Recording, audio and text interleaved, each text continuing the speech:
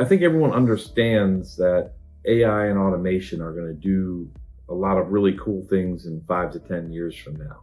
And the real question is, how are we going to get there? And in the process of getting from where we are here to where we're going, there's going to be implementations of new systems that are going to fill in a lot of the workflow gaps that currently exist. But in the meantime, while we're building these new systems and filling in those gaps, people are still doing a lot of repetitive tasks. I think the study that came out talks about 41 minutes of a repetitive task for a knowledge worker creates what they've termed brain fade. And brain fade is a frustrating experience for someone who wants to remain creative in the work that they do and knows that there's a better way of doing it, but is, kind of in a box having to perform manual tasks and activities are frustrating for a knowledge worker. And I think that's what creates a lot of the dissatisfaction and disengagement at work, is organizations that have not empowered their staff to solve their own problems on their desks, and they're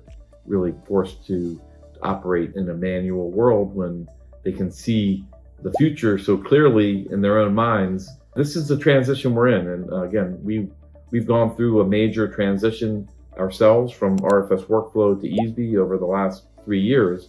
And our staff had to work through dual systems in many cases. And in doing that, created a lot of manual steps and activity, and that's frustrating. And I think as we've turned off our old system in December of 2024, since then our staff, the engagement levels of our staff has increased. The amount of repetitive work is decreasing. The more and more we build in Easby, I think the more engagement we're getting from our staff and the better result we're going to get for our clients. Automation is about removing those repetitive tasks that cause brain fade at the end of the day. So it's about clearing the deck for your high performers to be able to remain in a creative and analytical state so they can solve the bigger problems that organizations have. And unfortunately, we're not in 2030 yet. We haven't reached automation levels of 85%.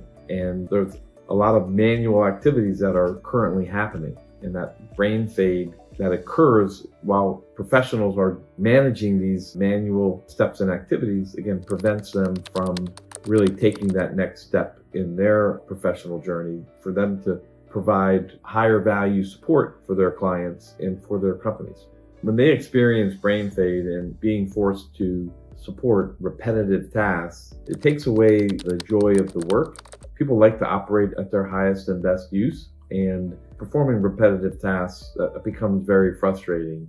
And really, professionals looking to advance themselves in their careers, they really want to be continuing to learn and develop and provide higher value support for the clients and companies that they work for. So that ultimately leads to job dissatisfaction, which again increases that turnover rate.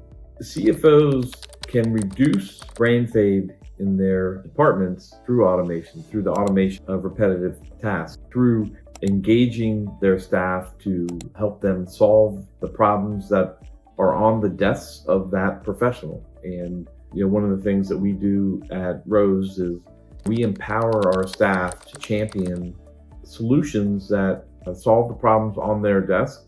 And what we found is that no one really understands the ins and outs of a professional's desk better than that professional themselves.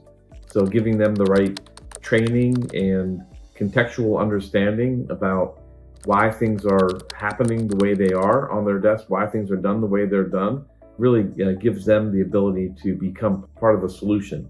And then that really activates the creative side of the brain, which then gets a higher level of engagement from a professional.